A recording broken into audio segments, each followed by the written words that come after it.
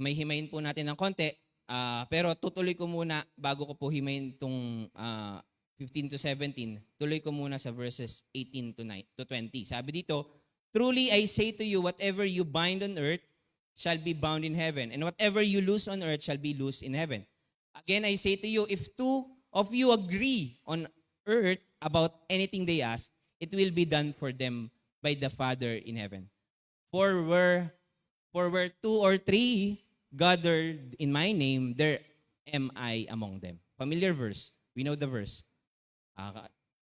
Dalawa o tatlo ang nagsama, ay naandun ang Panginoon. Pero ito po ay hindi po sa konteksto ng small group, sa konteksto po ito ng justice and discipline or paggawa ng hatol.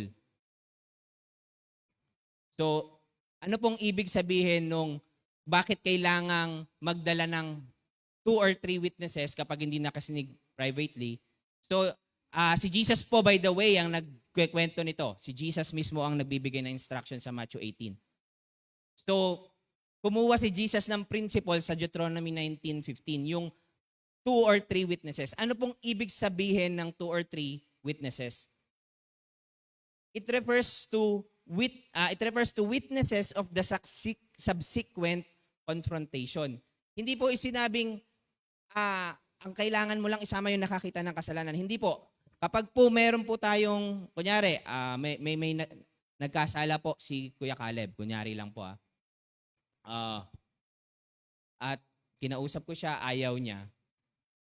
Nagsama ako ng 2 leader ng iglesia. Pinag-uusapan namin.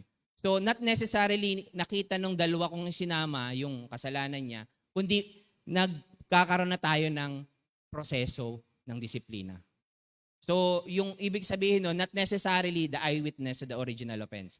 So in Matthew 18 to 20, Jesus affirms that He will be divinely present among His disciples kapag ka nagdi-decision sila patungkol sa discipline. When 2 or 3 gathered in my name, ang sabi doon, I am with you. Mahirap po kasi ang discipline. Mahirap po ang pagpahataw ng disiplina. Kung ako po ay hindi leader ngayon, hindi ko po ito maipipreach kasi wala akong experience. Pero honestly, we've been doing this for a while now, ni Ate Ninya. But praise the Lord, hindi doon pa lang sa unang proseso ay naaayos na. Pero ako din mismo, naranasan ko din madisiplina. Maya, ikwento ko po sa inyo para doon sa hindi nakakaalam.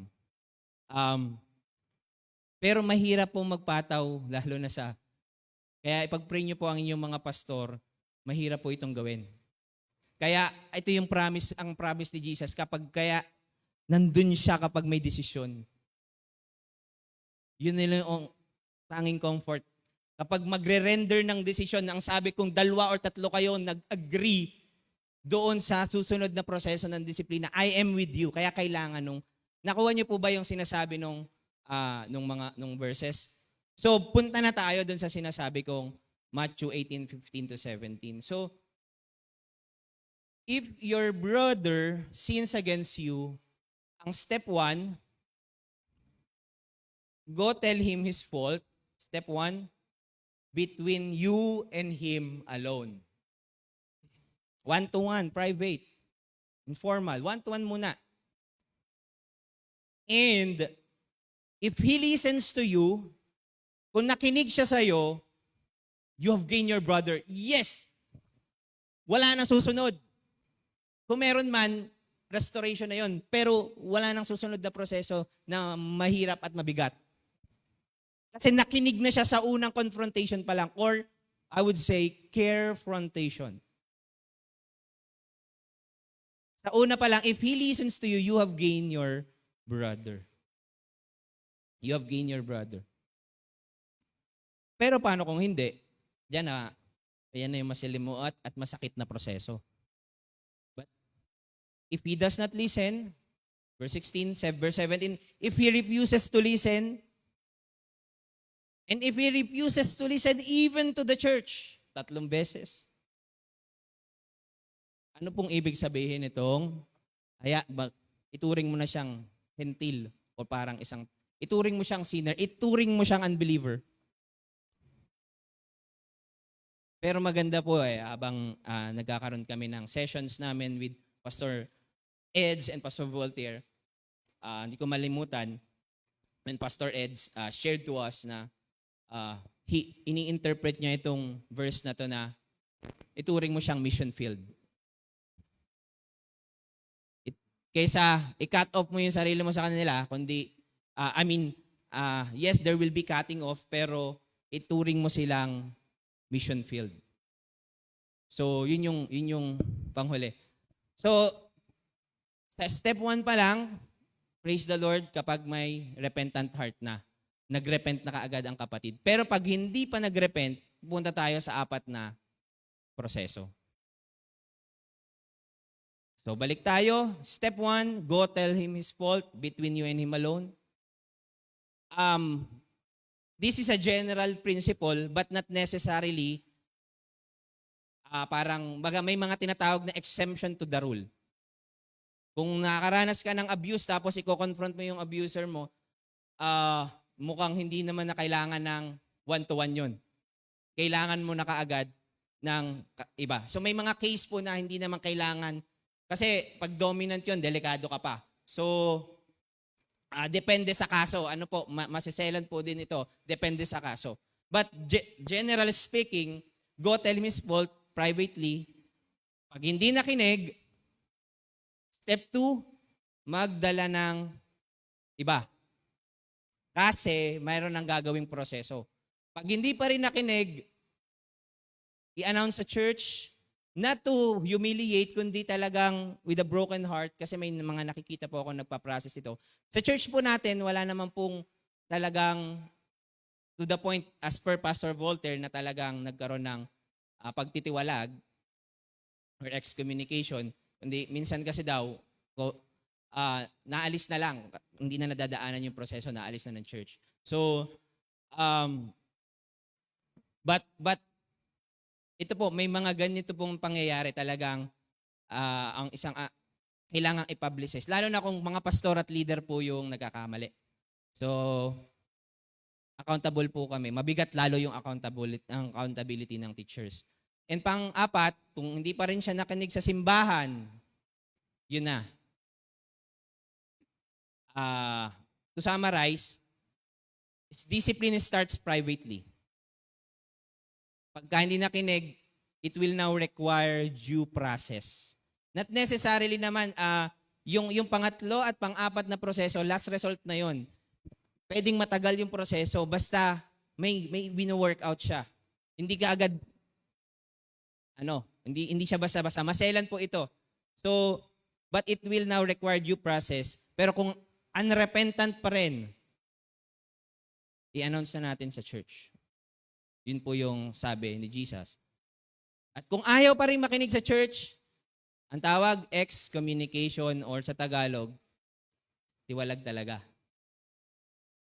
So, sa CTTP mababait, wala pa pong ganyan.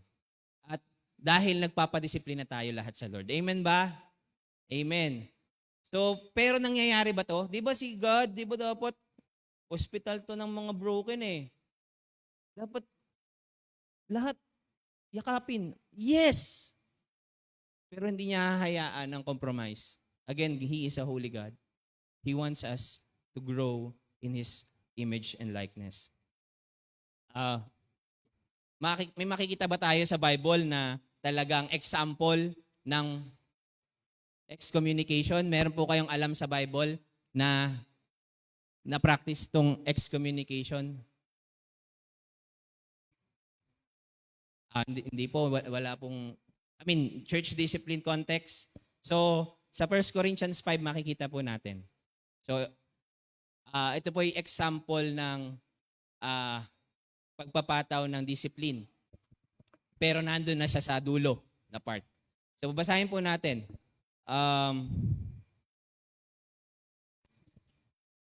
Sorry. Nalalaglag kasi yung flowers na binigay ko kay ninyo. Ito yun pero nagkapakinabangan pa. Announcement lang yun. 1 Corinthians 5. Sabi dito, so nakarating kay Pablo It is actually reported that there is sexual immorality among you.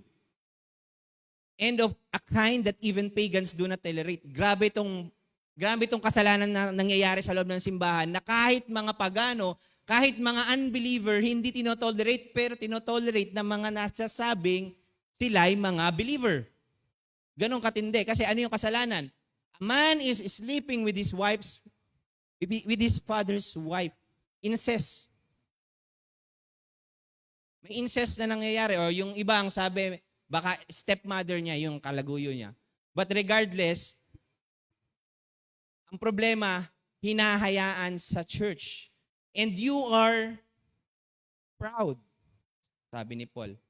Shouldn't you rather have gone into mourning? Di ba dapat mas nabibreak yung heart nyo?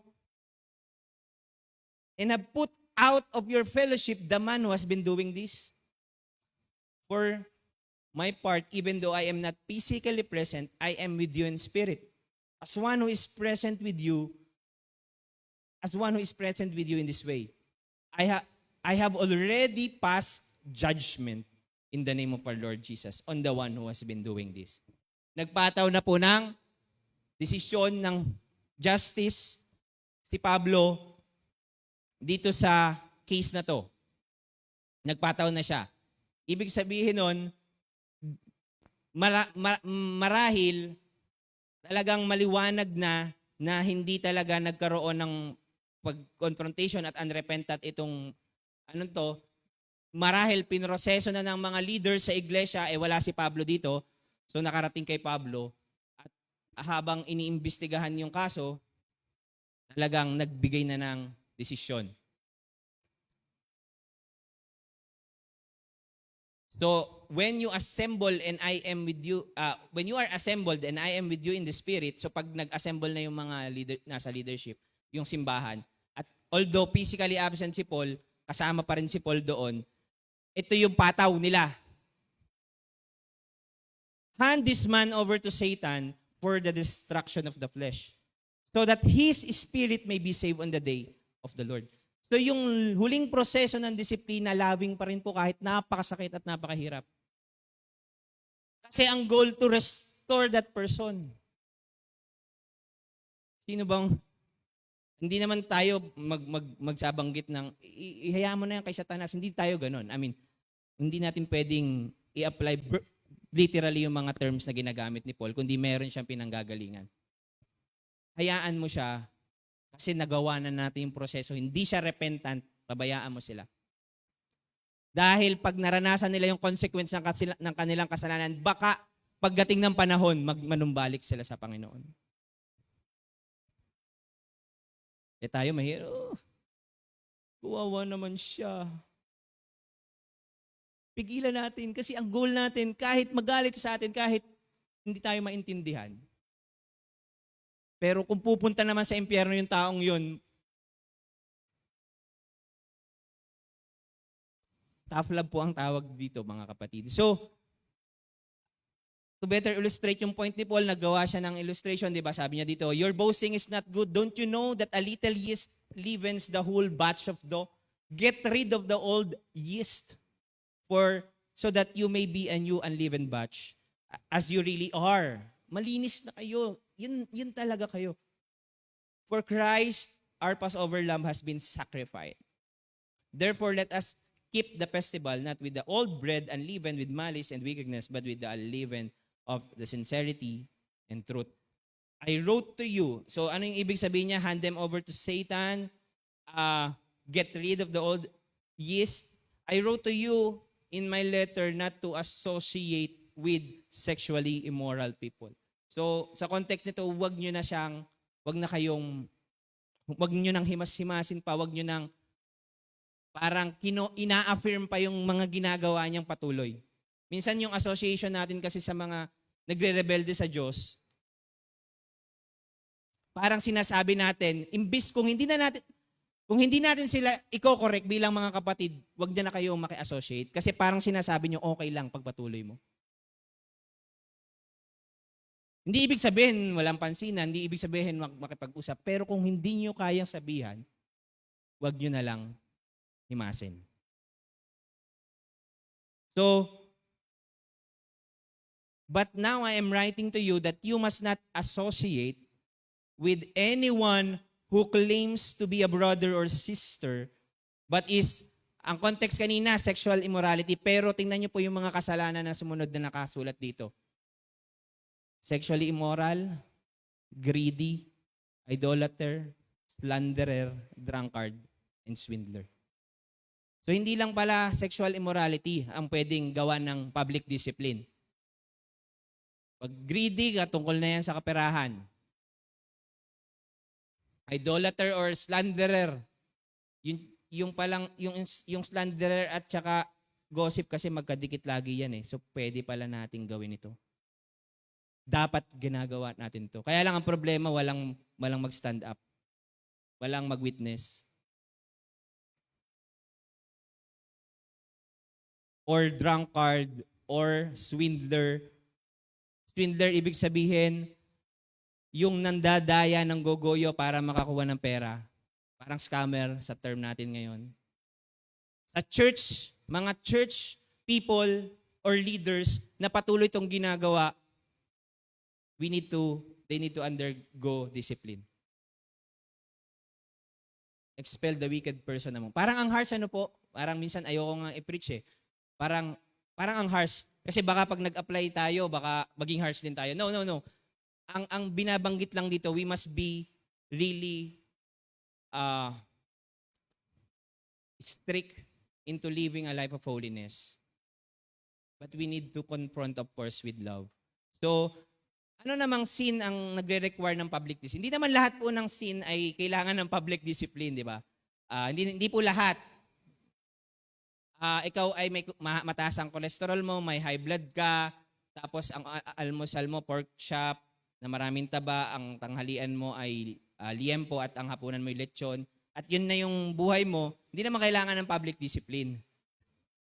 I mean, may mga sin naman lang na nire-require ng public discipline. Again, case-to-case basis. Depende on how you will affect the church. Sabi dito, not every sin requires public discipline, sabi ni Jonathan Leeman. But churches should publicly address those sins which are simultaneously or sabay-sabay na nakikita, outward, sabay-sabay, at hindi lang nakikita, tuloy-tuloy, at walang pagsisisi. So, yung outward, significant, and unrepentant. So, pag sinabing sin na outward, ito yung nakikita ng mata ng mga tao at naririnig ng tinga. Diba? Kitang-kita. Diba? Yung isang pastor, ang daming chicks. Kitang-kita. Tapos, tuloy-tuloy pa. Tapos ayaw magbago. Yung mga ganon. Pero yung isang tao, kitang-kita, rinig na rinig, maya't maya, mura ng mura. Hindi, tuloy-tuloy, hindi nagbabago. So anything that is outward. To say a sin is significant, meaning consequential enough na ibig sabihin tuloy-tuloy na parang, teka, yung kapatid namin ito, sinasabi niyang siya'y mananampalataya, pero bakit hindi parehas yung kilos niya dun sa profession ng kanyang pananampalataya? Parang hindi talaga nagmamatch. Yun yung sinasabing sin that is significant. To say sin is unrepentant, meaning ayaw niya talagang bitawan. So, kailangan ng public discipline. So, to remind us, again, napakahalaga po ng discipline because sabi dito, the Lord discipline the one He loves. Pwedeng sabay-sabay nga nating banggitin to. For the Lord, mahal tayo ng Panginoon. But God disciplines us for good that we may share in His holiness. Para po sa mga bagong nag-a-attend sa church ito, doon sa hindi nakakakilala po sa akin at sa aming may asawa, ako po ay kaming may asawa, baka naabutan nyo na kaming nasa pulpito kami po ay nadisiplina for a long time ago. Nag-undergo po ako, naranasan ko po ang disiplina. Nakakahiyaman, pero nakakahiya talaga.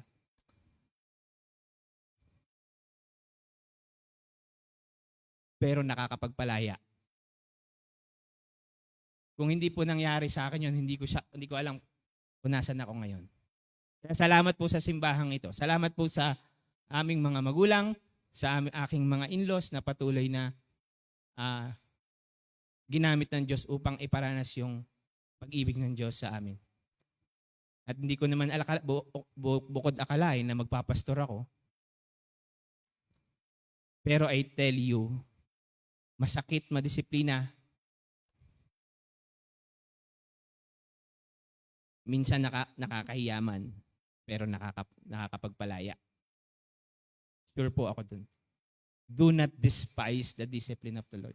Salamat po sa mga patuloy na nagpapasubmit sa leadership na ito. At doon sa unang proseso pa lang ay tinatanggap nyo na, hindi na lumalaki. Salamat po. And napakahalaga ng discipleship. Kasi mas madaling magdisiplina sa discipleship context. Small group and one-to-one. So let's be accountable to one another. Okay po ba yon? Hindi naman to basta-basta i-apply. Sasabihin ko sa inyo, anong application natin ngayong umagang ito? Hindi naman kayo basta maghanap ng ididisiplina. Ito'y case-to-case basis. Ano po? Pero kung dumating ang panahon na kailangan nyo madisiplina, please do not despise the discipline of the Lord. Parang alam nyo po pag ginagawa nyo yon, parang sinasabi nyo kay Papa God, tinatanggalan kita ng authority maging tatay ko. Ulitin ko, when you reject the discipline of the Lord, parang sinasabi mo kay God the Father, tinatanggalan kita ng karapatang maging tatay ko. Dahil siya ang tatay sa langit, mahal na mahal niya tayo, hindi pwedeng hindi niya ipapataw ang disiplina sa mga mahal niyang mga anak. Unless we are not His children. So to wrap up, bilang CTT member, at si Ellie ulit ito, siya ay isang disciple, mag-grow siya sa holiness, accountability, love, and obedience. At dahil doon, patuloy niyang pag-aaralan at sasauluhin by heart yung core values. Discipline, integrity, submission, commitment, initiative, partnership, loyalty, stewardship, excellence, and stewardship. Dahil tayo ay mga disciples ni Kristo. So, amen po ba? Sabay-sabay po tayo mag-journey. Kailangan natin ng bawat isa upang tayo maging disciples, CTTP. Napakaganda po nito. So tayo pong lahat ay tumayo and let's prepare our hearts sa ating pong partaking ng ating communion. Salamat po sa inyong pakikinig sa isang sabihin na nating boring at delicate na topic, pero this is a must na kailangan nating maunawaan.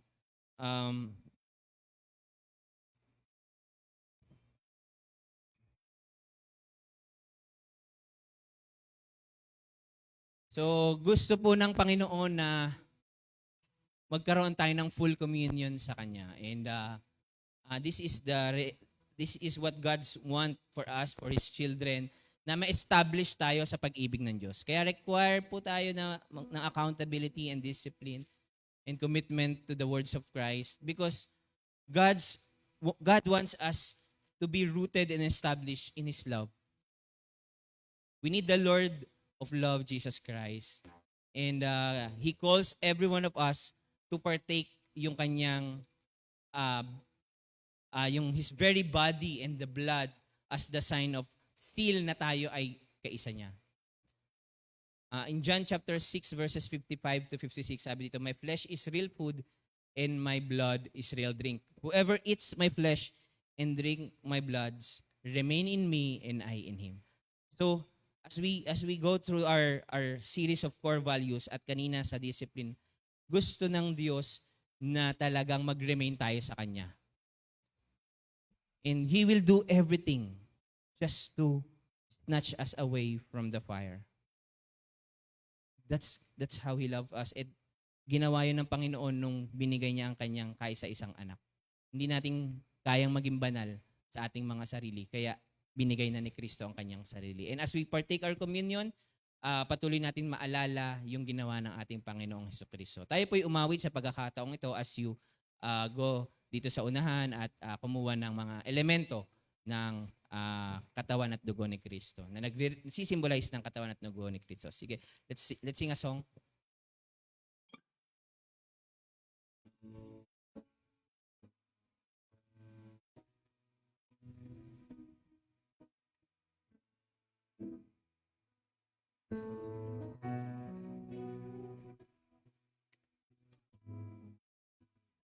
Would you search me? You know my way. Even when I fail you, I know you love me. Your holy presence surrounding me in every season. I know you love me. I know you love me. At the cross I bow my knees, where your blood was shed for me. There's no greater love than this. You have overcome the grave. Your glory fills the highest place. What can separate me now?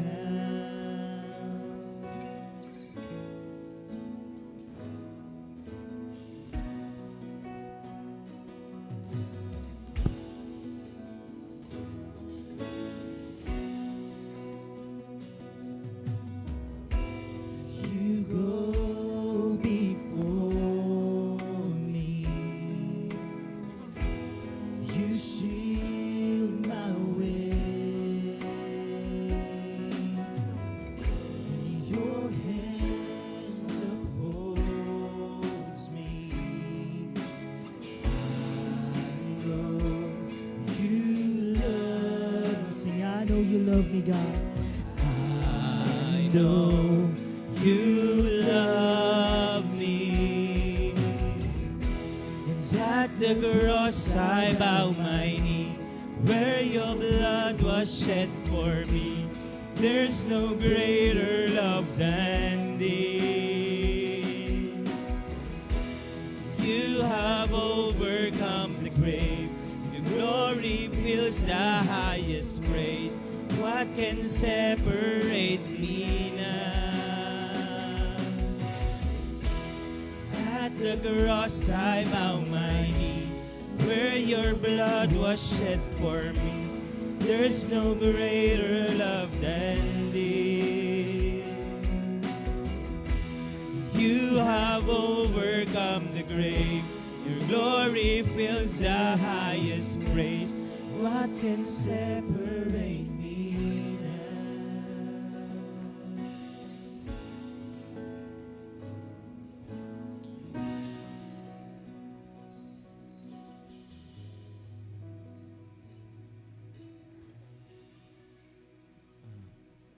1 John chapter 1 verses 6.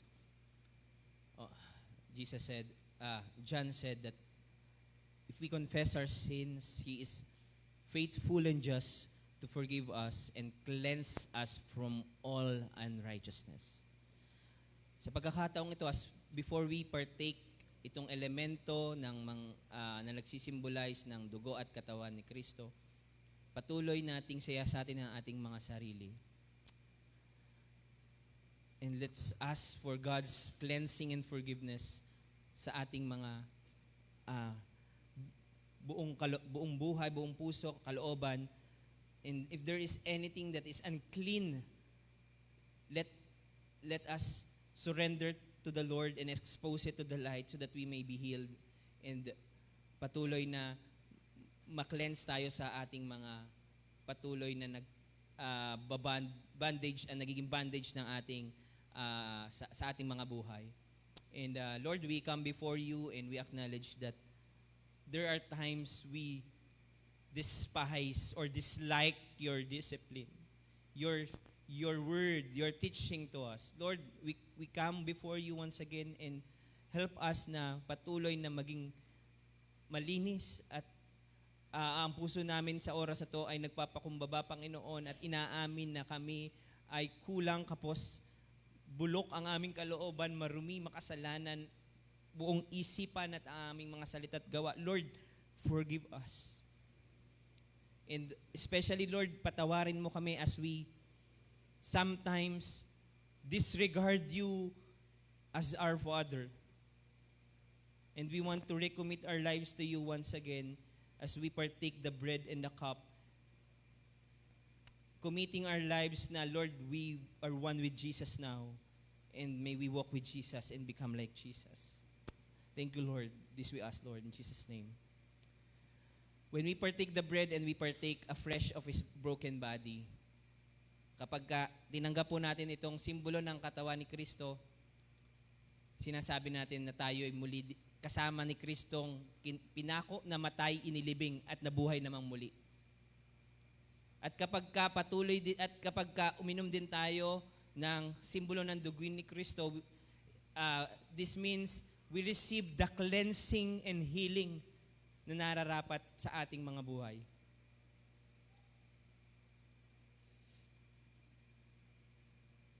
In Luke chapter 22 verses 19 to 20, at the Last Supper, Jesus took the bread and broke it and said, "Take, eat. This is my body broken for you. And as often as you take it, remember me." Sabay-sabay po natin kainin ang simbolo ng katawan ni Kristo.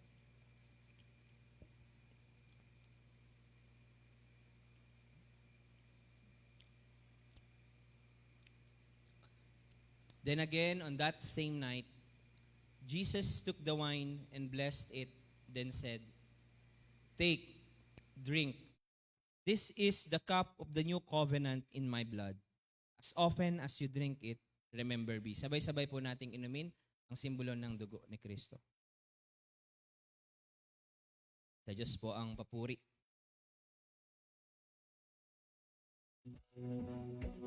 You tore the veil, you made a way, when you said that it is done.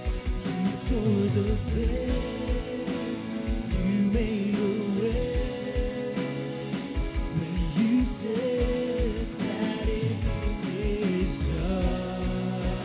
You tore the veil.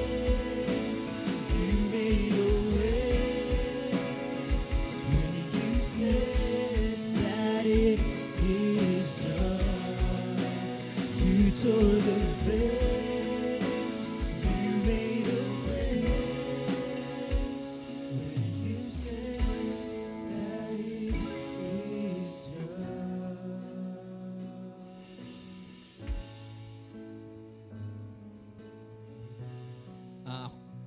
Let's end with a benediction bago po tayo mag-closing song. Because of the riches of His glory, may God grant you to be strengthened with power through His Spirit in your inner being, so that Christ may dwell in your hearts through faith, that you, being rooted and grounded in love, may have strength to comprehend with all the saints what is the breadth, the length, the height, and the depth, and to know the love of Christ that surpasses knowledge, that you may be filled with all the fullness of God. Now, to Him who is able to do far more abundantly than all that we could ever ask or think, according to the power at work within us, to Him be the glory in the church and in Christ Jesus throughout all generations, forever and ever. Amen and amen. Praise the Lord po. And as we sing a song to God, one thing po na take away ko dito sa narinig po natin na preaching is God's love really comes in different forms. And dito sa narinig po natin, it is discipline. And God shows His love by disciplining His children. So as we continue to sing this song, alalahanin natin kung paanong tinutuwid tayo ng Panginoon, kung paanong patuloy siyang nagiging mabuti sa ating buhay.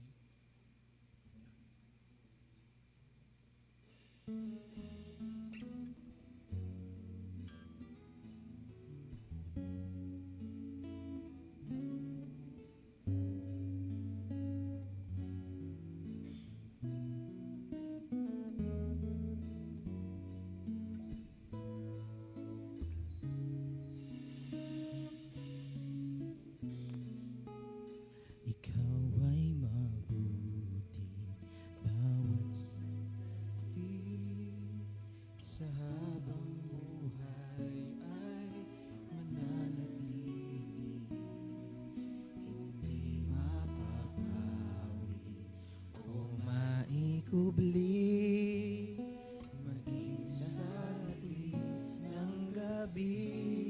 Yes, God.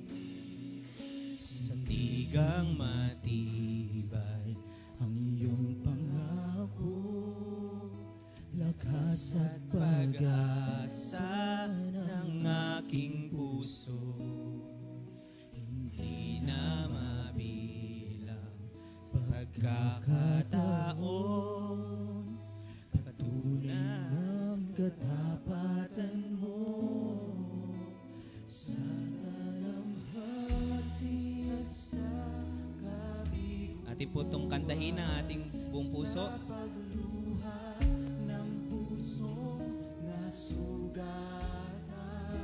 Sa pagsubok na iyong pinahintulutan, salamat, Panginoon. sa katugunan sa aking dalangin, Sa kalakasan sa iyo nanggagaling, sa pagtuturo at pagtutuwid mo sa akin, salamat, Panginoon. salamat. Yes, God.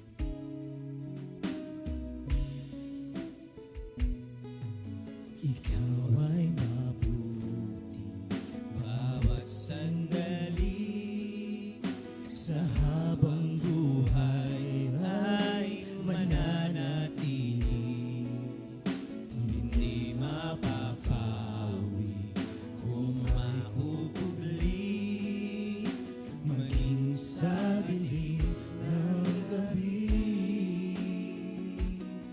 sandigang matibay ang iyong pangako, Lakas at pag-asa ng aking puso, hindi na mabilang pagkakataon, patunay ng katapatan mo sa dalamhati at sa kabiguan,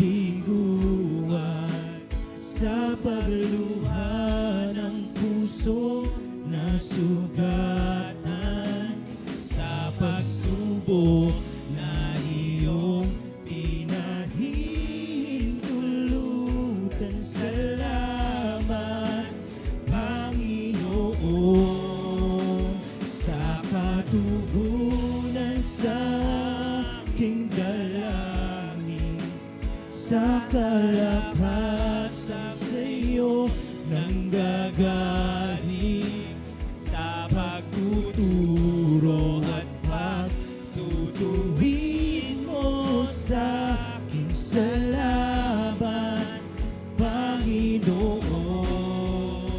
Sa dalamhati at sa kabiguan, Yes, Lord. Thank you, God.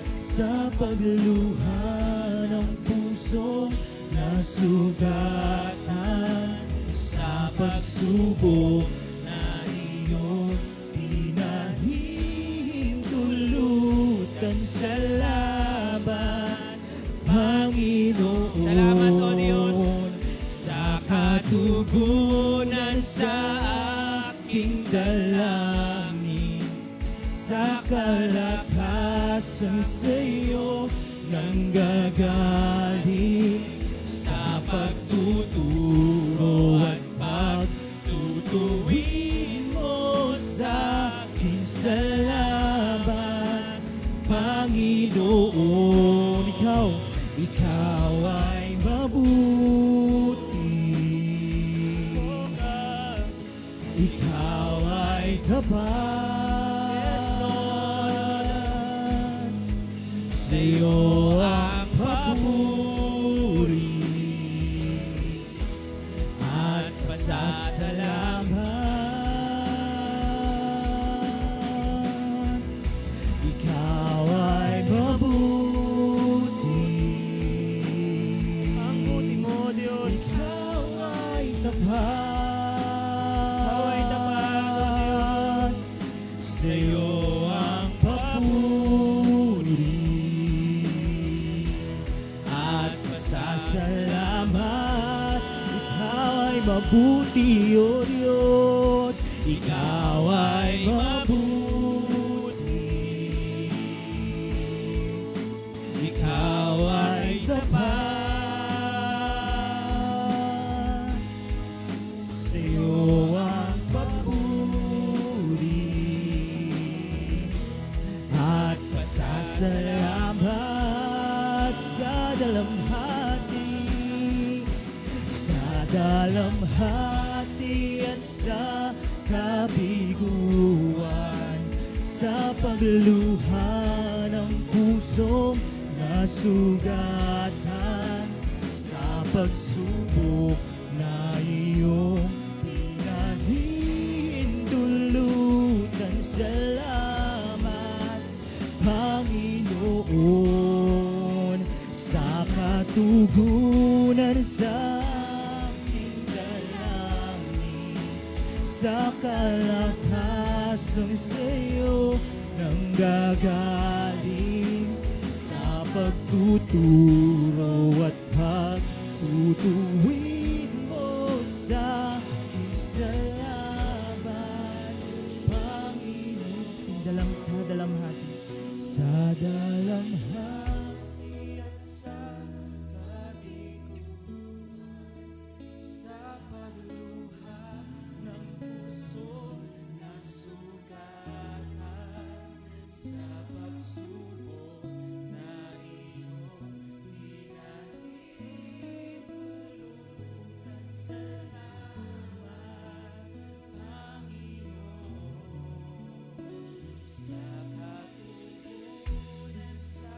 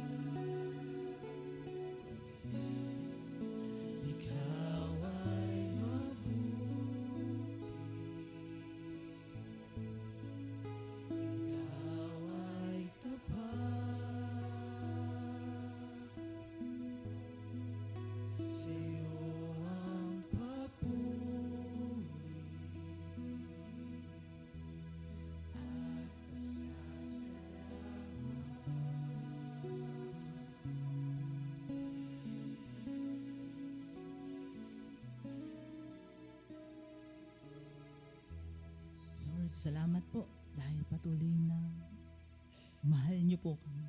Pinapakita niyo, Lord, yung pagmamahal niyo sa bawat isa. Purihin ang banal mong pangalan, Panginoon. Turuan mo kami na patuloy na magpasakop sa pag-ibig mo through discipline, Panginoon. Sa gayon, patuloy ka naming makilala pa at maranasan sa aming mga buhay. Salamat po, Panginoon, sa lahat ng papuri, pasasalamat at pagdakila sa pangalan ni Jesus. Amen.